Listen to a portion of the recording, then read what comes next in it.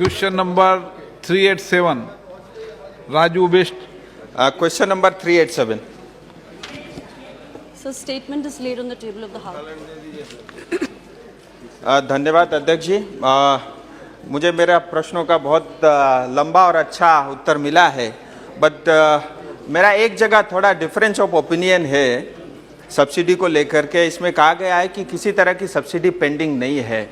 जितना मैं जानता हूं पिछले 2 साल से टी बोर्ड ने जो सैंक्शन लेटर देते थे वो रोक करके बैठे हैं और इस तरह की कोई गाइडलाइंस मंत्रालय की तरफ से इशू नहीं है। मैं चाहता हूं मंत्रालय एक बार इसको अच्छे से देख लें। सर, दार्जिलिंग चाय उद्योग में एक अपनी शान रखता है, लेकिन आज समस्या ये है उसमें ग्रहण लगा हुआ है, वर्कर भी दुखी हैं और जो टी प्लांटर्स है वो भी बड़ी समस्या में हैं।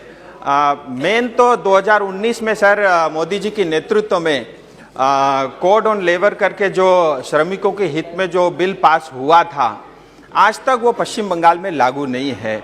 मैं आपके माध्यम से मंत्रालय से जानना चाहता हूं कि इस विषय में वो क्या कदम उठा रहे हैं। माननीय अध्यक्ष जी, इस सप्लीमेंट्री में 2 विषय उठाए गए हैं। पहला विषय जो है वो सब्सिडीज को लेकर है। इसमें मैं सदन को बताना चाहती हूँ कि टी बोर्ड की TDPS स्कीम है, T development and promotion scheme. इस स्कीम को हमने 2020-21 से 21-22 से 25-26 तक जब कंटिन्यू किया तो इसमें हमें 967.78 करोड़ इतना आउटले मिला, जिसमें जो 298.76 करोड़ था वो सब्सिडीज के, पेंडिंग सब्सिडीज के क्लियरेंस के लिए था।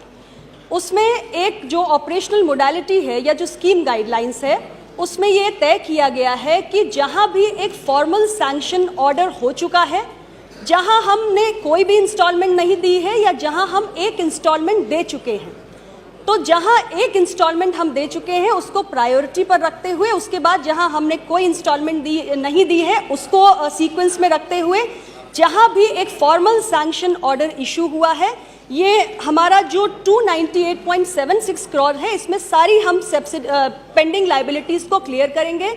और टी बोर्ड ने इन्फॉर्म किया है कि जितने भी एलिजिबल केसेस हैं वो सारे केसेस में जो हमारे पेंडिंग ड्यूज थे हम उसको क्लियर कर चुके हैं। अभी किसी प्रकार की कोई पेंडेंसी नहीं है। दूसरा जो आपने प्रश्न पूछा वो हमारे टी गार्डन वर्कर्स के वेलफेयर से संबंधित है। अध्यक्ष जी, जहां टी गार्डन वर्कर्स के वेलफेयर की बात है, हमारे TDPS स्कीम में भी एक वेलफेयर कंपोनेंट होता है जिसके तहत हम धनराशि का, रकम का प्रावधान करते हैं। उसके माध्यम से हम ये काम करते हैं, जैसे उनकी एजुकेशन है, हेल्थ है, हाइजीन है और तमाम हाउसिंग फैसिलिटी है, मेडिकल फैसिलिटीज़ है, ऐसे बहुत सारी सुविधाएं दी जाती हैं। लेकिन मोटे तौर से जो टी गार्डन वर्कर्स का वेलफेयर होता है वो प्लांटेशन लेबर एक्ट 1951 के तहत गवर्न किया जाता है। अब ये हमारे 2 लेबर कोड में सब्ज्यूम हो चुका है, एक जो हमारा सोशल सिक्योरिटी कोड है और दूसरा हमारा occupational health safety and working conditions code है। इस कोड के संबंध में मैं बताना चाहती हूँ कि हम एक गैजेट नोटिफिकेशन 2020 में कर चुके हैं, लेकिन इसको लागू करने में इससे संबंधित जो रूल है उसमें स्टेट गवर्नमेंट्स की एक भूमिका है, क्योंकि लेबर जो है वो कॉन्करेंट सब्जेक्ट है। तो अभी जहाँ तक वेस्ट बंगाल की बात है, ये जो लेबर कोड से संबंधित रूल्स हैं वो वहाँ की राज्य सरकार को फ्रेम करने हैं और हमारा मंत्रालय निरंतर ये प्रयास कर रहा है कि इससे संबंधित रूल्स पर जो एक्शन लेना है सरकार को वो जल्द से जल्द ले। राजू जी, धन्यवाद sir.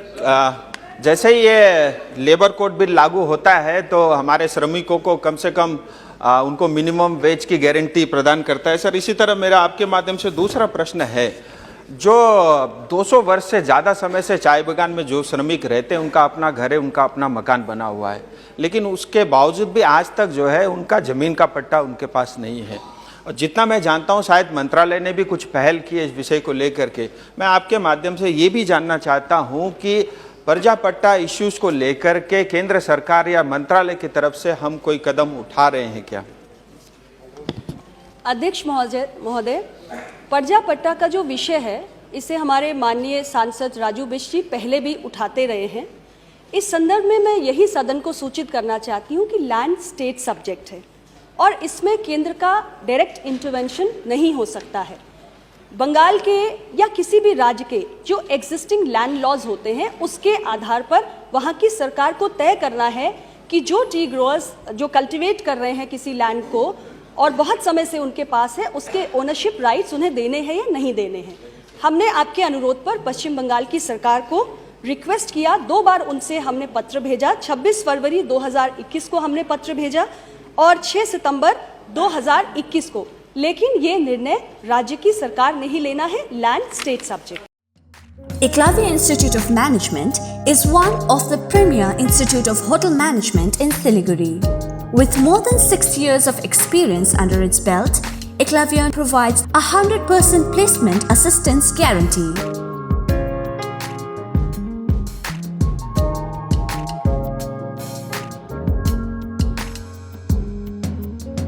We offer 1.5 years diploma in travel, tourism and hospitality management, as well as a 6 months diploma in food production, food and beverage services, front office and housekeeping.